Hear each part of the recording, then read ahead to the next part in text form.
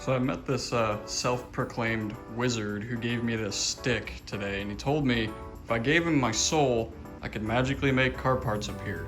I don't really believe him, but we're gonna give it a try. Abracadabra. Oh shit. I lost my soul.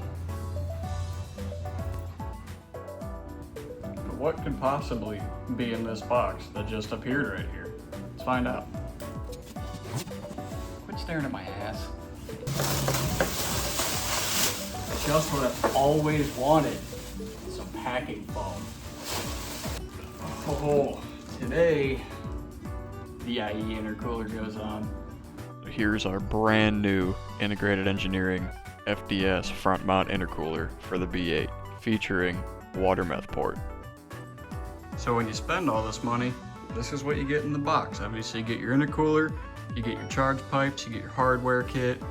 You give you 4 different color stickers, which is nice. Give you a license plate frame, that's going on the beater. And my favorite, they get you a koozie. So that's gonna have to be put to use pretty quickly here. Done a couple upgrades to the garage since part 1 of this series. We got a Enterprise Earth flag. Band goes hard, check them out. Speaking of the band, here's a quick clip of me getting dropped while crowd surfing at one of their concerts.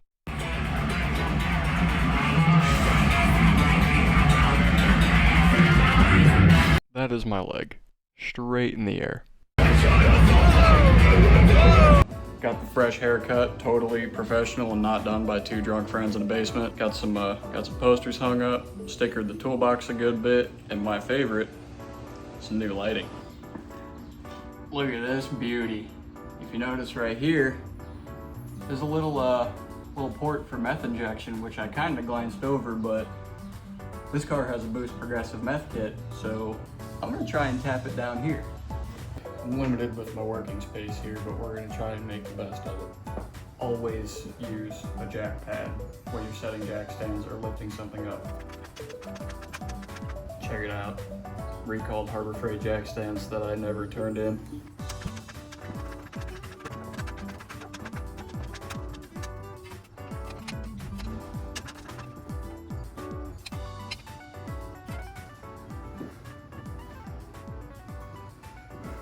All good. The bumper on these is pretty easy to take off. Just your skid plate. There's 2 screws on either side of the under the fender liner, and then this little top piece right here will be a couple bolts, and it just pops right off. It's real easy. Only the red tools around here.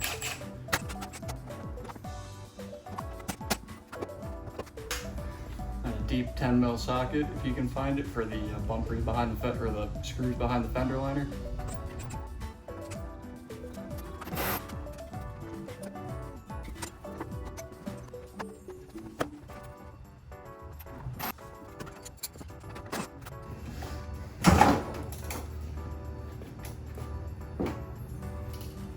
Took a little longer than expected. I have not had the front bumper off of this car in many years, so I forgot a step or 2 here and there.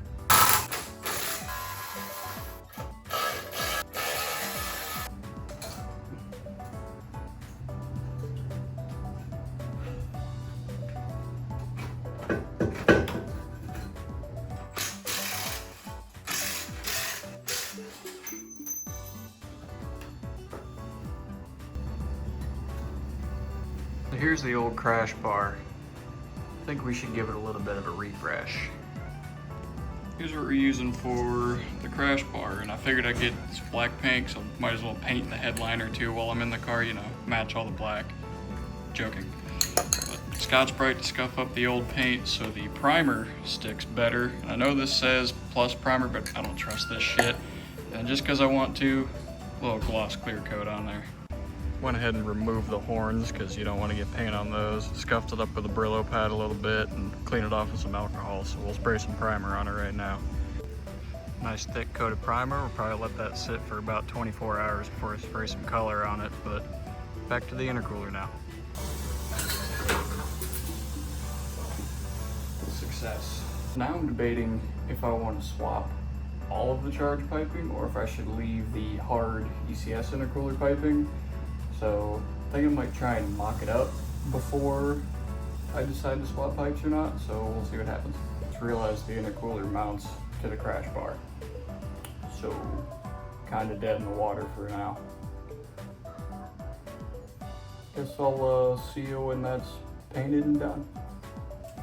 So, small problem while I'm waiting for my crash bar to dry so I can hang the intercooler. Didn't think about it, this methanol solenoid only opens at 6 volts, and since the pump is progressive, the more boost you run, the higher the voltage. I have it tapped off the power line to the pump, which I should probably do it differently, but I don't feel like figuring that out.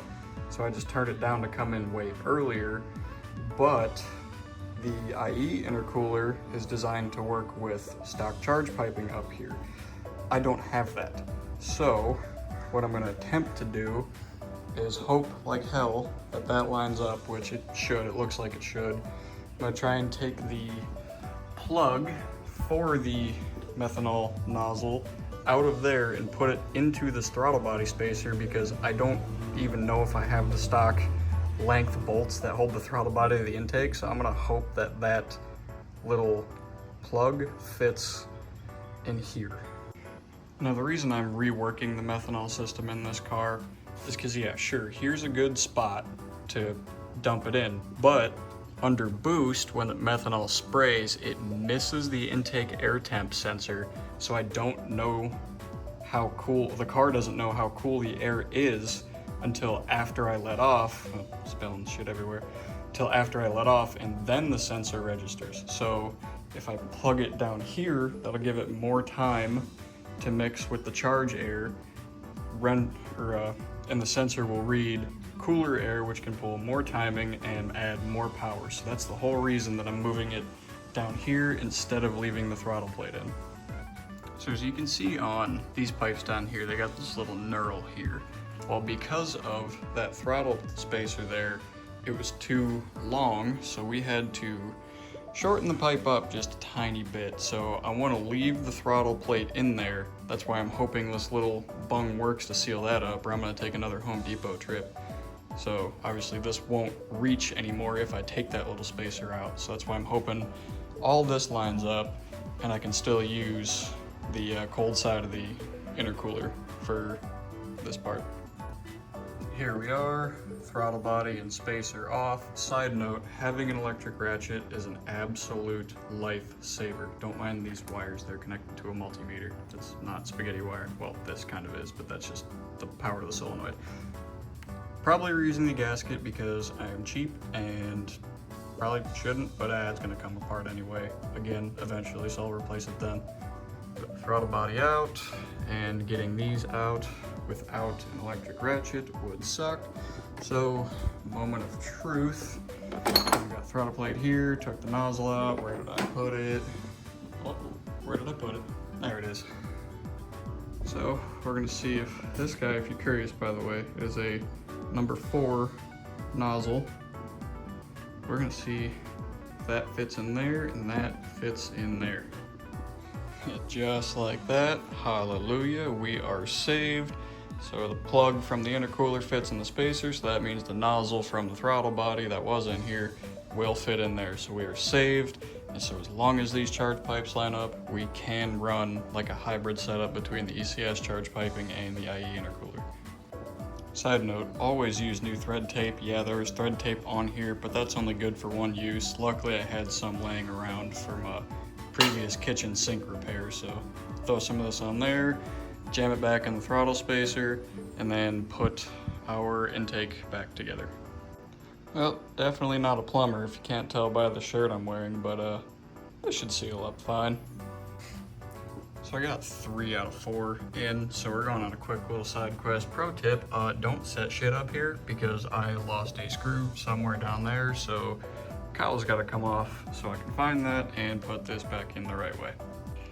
Alright, so with the cold side all back together, I struggled with it a little bit because it took me a minute to realize if you flip the pipe the correct way, it goes on a lot easier.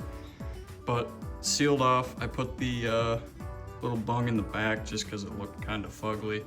So now I'm going to attempt to mount the intercooler, because there is 2 little side mount brackets that I can do without having the crash bar on because the paint's still drying, but I absolutely will be swapping out the hot side because if you look right about there, I don't know why HPA's KO4s have such a small outlet, but I absolutely had to run home a hose clamp on it, and I'm honestly so surprised that it has held through all this. I'm gonna get this charge pipe off, and we're gonna put the new silicone one on, and we'll try and mock up the intercooler without the crash bar support. Oh yeah, look at that.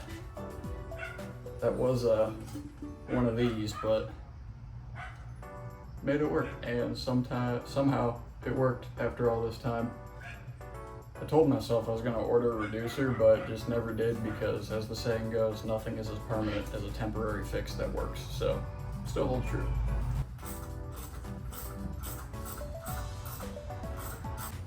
Okay, so ran into a little bit of a roadblock here. This side fits great, this side does not. So, I'm thinking this might meet Mr. Razor Blade to bridge this gap, because this is rigidly mounted to the car with a bracket up there. So I think I just might make a long flexible coupling to meet these two pipes together. I will update when I figure out what I'm gonna do here.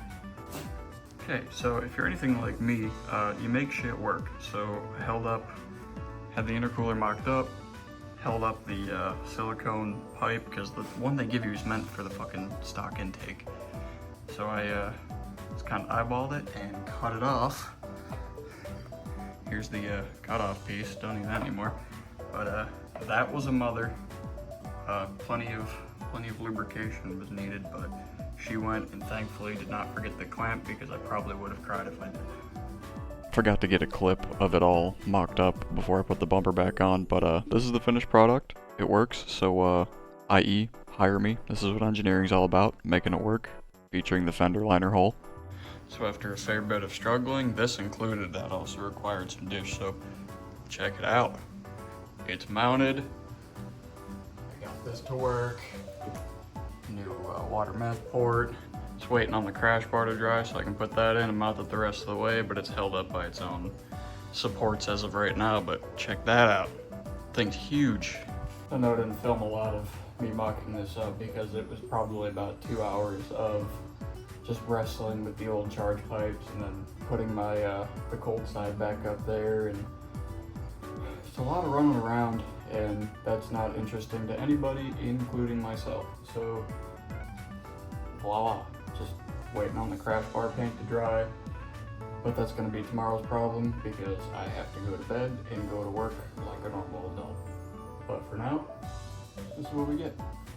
Okay, I lied. It's not as late as I thought it was, so we're gonna go ahead and replumb our methanol real quick, and then I'll clean up. I just put the clear coat on the crash bar, so that's still drying. Take a look at our new setup here. It used to be going from there to there, but now it comes down to here. Used a handful of zip ties just to keep it off anything. Down to there, and right into the cold side of our intercooler, just like we want it. So now, I will be cleaning up. Okay, by clean up, I meant install the air dams and tighten the clamps, because I forgot to do that, and that would not have ended well. But now the charge piping clamps are tight, all of them. Air dams are back in, so now all I gotta do, wait for the crash bar to dry, put that on, add the intercooler supports that bolt to that, and we should be good to go. But that's actually tomorrow's problem. I am tired, and this car is hanging halfway out the garage, so I have to get it back down and roll it back forward a little bit. See you tomorrow. Tools are put away, parts are somewhat organized, but look at that. But the rest of it, it's gonna be tomorrow's problem.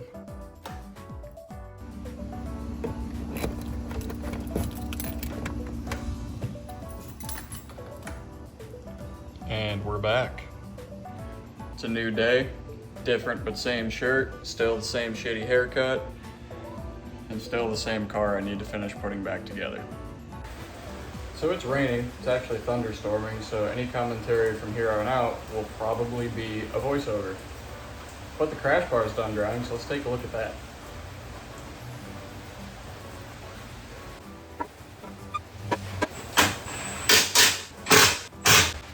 Right here I'm just cleaning up my air conditioning fittings because I think there's a little bit of a leak, and that is one thing I'm not willing to sacrifice in this car, so I figured I might as well see.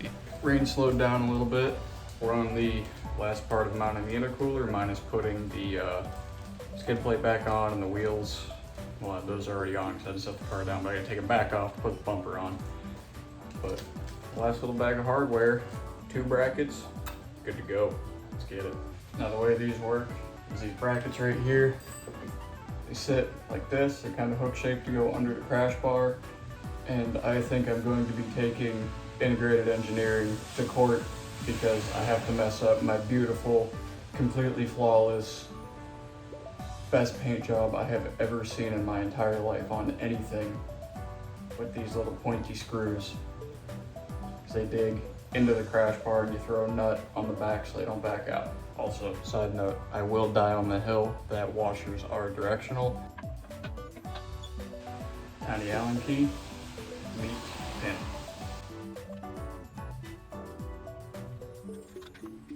Now you can tighten those tiny little screws all you want, but the bracket will bend. They're not made out of vibranium. So just get them tight enough to where you feel they're secure, but leave enough sticking out on the front of the bracket to still spin that little 10mm nut on, or otherwise threads won't grab and it'll fall off eventually.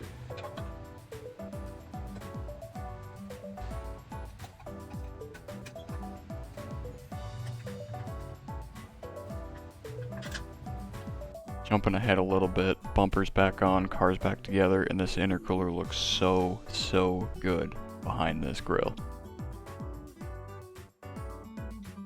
With the intercooler on and everything working great, next up in the series is some fueling upgrades. So if you enjoyed, thank you for watching, and I'll see you in the next part, whenever that may be.